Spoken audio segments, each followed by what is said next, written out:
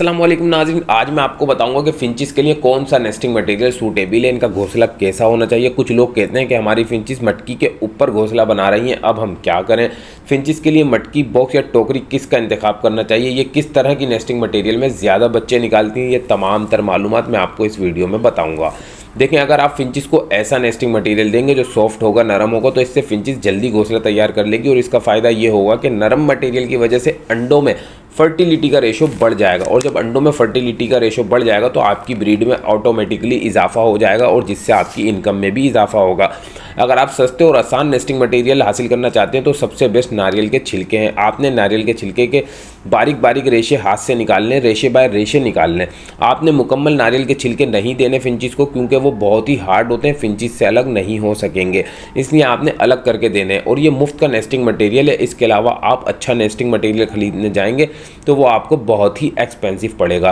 कुछ लोग लूसन या घोड़े की घास या सूखी घास इस्तेमाल करते हैं, ये आप हरगिज़ इस्तेमाल ना करें। ये नेस्टिंग लवबर्ड डव में चल जाएगी लेकिन फिंचिस में नहीं चलेगी, क्योंकि फिंचिस की जिल्द बहुत ही नाजुक होती है, इसलिए इन्हें नरम मटेरियल ही प्रोवाइड करें।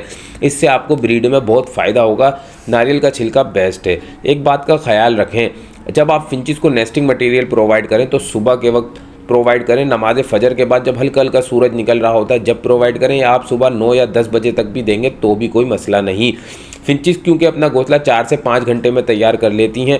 फिंचिस को मटकी या बॉक्स में 70% मटेरियल आप खुद प्रोवाइड कर दें और 30% मटेरियल इनके केज में डाल दें। नेस्टिंग मटेरियल डालना आपने सुबह के वक्त ही है, जब दूसरे दिन सुबह हो जाए। आज आपने जैसे नेस्टिंग मटेरियल सुबह के वक्त डाल दिया, तो अब आप जब दूसरे दिन सुबह आप अपनी छत पर जाएंगे इनको दाना पानी करने के लिए, तो आपने देखना है कि इन्होंने घोंसला मुकम्मल तैयार कर लिया है। अगर आपको लगता है कि इन्होंने घोंसला मुकम्मल तैयार कर लिया तो अब आप इन्हें इनके केज में से मुकम्मल तौर पर जितना भी नेस्टिंग मटेरियल है वो सब बाहर निकाल लेना है। क्योंकि अगर फिंचिस जब एक दे देती हैं और अगर उसके बाद भी नेस्टिंग मटेरियल पड़ा रहे तो फिंचिस अंडों के ऊपर भी घोंसला बनाना शुरू कर देती हैं, जिससे आपकी ब्रीड ख़राब होने का ख़तरा होता है और अंडे जो है वो घोंसले के नीचे दब जाते हैं।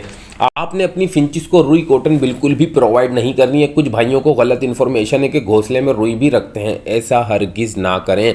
इससे ब्रीड तो अच्छी आएगी, पर जब भी फिंचिस के बच्चे बाहर कूदेंगे तो वो इनके पर नोचना शुरू कर देगी और इससे इनको प्लगिंग की आदत लग जाएगी और वो जो है अपने बच्चों के जो पर इतने ज़्यादा नोच लेगी कि वो नंगे नंगे से हो जाएंगे, उनके फीदर्स बिल्कुल ही तोड़ देगी वो, समझे। और वो अपने घोंसलों में कॉटन रुई को भी नोचती रहती है, इसलिए इसको ये आदत लग जाती है।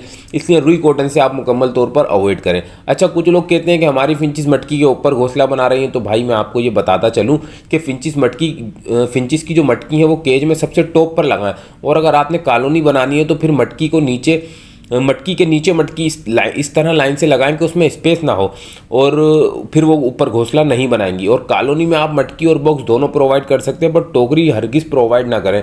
टोकरी आप केज बाई केज यूज़ कर सकते हैं, क्योंकि कॉलोनी में अगर आप टोकरी लगाएंगे तो उसका नुकसान ये होगा कि टोकरी के अंदर सुराख होते हैं और वो फिंचिस में आदत होती है घोंसला बनाने की, तो वो उन सुराखों से उनका नेस्टिंग मटेरियल खींचती रहेंगी और जो फिंचिस ने टोकरी के अंदर अंडे दिए होंगे वो ब्रीड आपकी ख़राब हो जाएगी और दूसरी फिंचिस इस सुराख से नेस्टिंग मटेरियल को खाली करती रहेंगी।